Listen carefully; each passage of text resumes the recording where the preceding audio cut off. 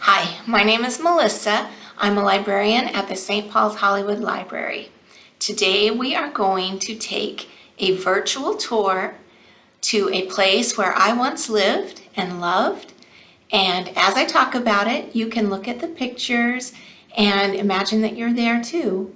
I'm also going to tell you a legend and a folk tale from the region. So sit back and relax, and I hope you enjoy our little tour. The place that we are going to visit virtually today is the Atacama Desert. Have you ever heard of the Atacama Desert? The Atacama Desert is in South America. It is in the northern part of Chile. It stretches from the Pacific coast in the west to the Andes Mountains in the east. Can you picture where Chile is in South America? The Atacama Desert is known as the driest desert in the world. It receives less than an inch of rain per year. Some parts of the Atacama have never recorded any rainfall. What do you think it feels like in the driest desert in the world? Can you imagine yourself standing in the desert? What do you hear? Can you feel the sun on your face? Is it hot? The Atacama Desert is a temperate desert, so it is hot in the summer and cool in the winter. Much of the Atacama is high desert, and the winter nights do get cold. Residents keep warm with sweaters and hats made of llama wool. Llamas are called llamas in Spanish. They live wild in the high desert plains close to the Andes Mountains. The Atacama is a vast desert of sand dunes, white cliffs, and stony, sun-baked terrain. There are amazing rock formations, bubbly geysers, black volcanic rock, and salty lakes. In the distance are purple mountains and snow-capped volcanoes. One volcano is missing its top. There is a story about how it lost its top. Once there were two brothers, Lincacabur and Juriquez. They were warrior princes, sons of Lascar, the most active volcano in the Andes. The brothers were strong and brave. Unfortunately, they both fell in love with the same woman, the beautiful Kemal. She, in turn, loved only Lincacabur.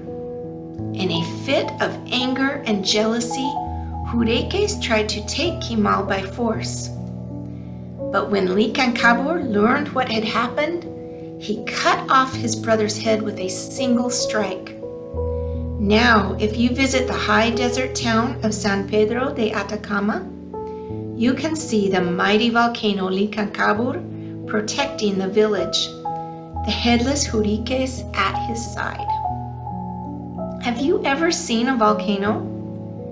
Do you think you would want to live close to a volcano? Many people live in the Atacama Desert. There are large, bustling port cities on the coast, such as Antofagasta. Antofagasta is situated between the ocean and a steep mountain range. They have high-rises, universities, parks, and shopping plazas. Water, however, is very precious and expensive. If you visit the cities, you don't see very many gardens, trees, or green spaces.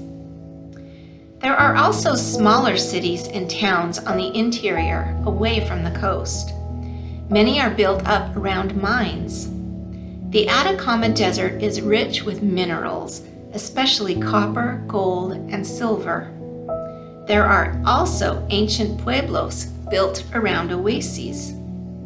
The buildings there are made of adobe, and the thick walls keep the houses cool in the summer and warm in the winter. What do you think it would be like to live in a desert? How would your life be different? People have lived in the Atacama for thousands of years. You can see ancient petroglyphs, the remains of Incan roads, and pre-Columbian ruins and artifacts. Now I will tell you a story about a young woman named Anyanyuka. She lived in the village of Monte Patria during the time of the Spanish colonization. Anyanyuka was very beautiful, and all the young men in the village tried to win her love, but Anyanyuka was not interested. Until one day, when a handsome young miner arrived searching for a mythical vein of gold. When he saw Anyanyuka, he fell in love, and she loved him. They were married and lived happily together in the village for some time. But one night, the young miner had a dream in which a spirit showed him where to find gold. He left immediately without even telling Anyanyuka where he had gone. The young man did not return. Villagers said he had been swallowed by a desert mirage. Anyanyuka waited and waited for him until she wasted away with grief and died. The villagers wept for her and buried her on a rainy day. The next day, when the sun came out and shone on Anyanyuka's grave, it was covered with beautiful flowers. Today, if conditions in the desert have been wet enough, you can still see the Anyanyuka flowers blooming in a natural phenomenon known as el desierto florido, or the flowering desert. Thank you for joining me today. I'm glad that you were here, and I hope that you enjoyed our trip to the Atacama Desert.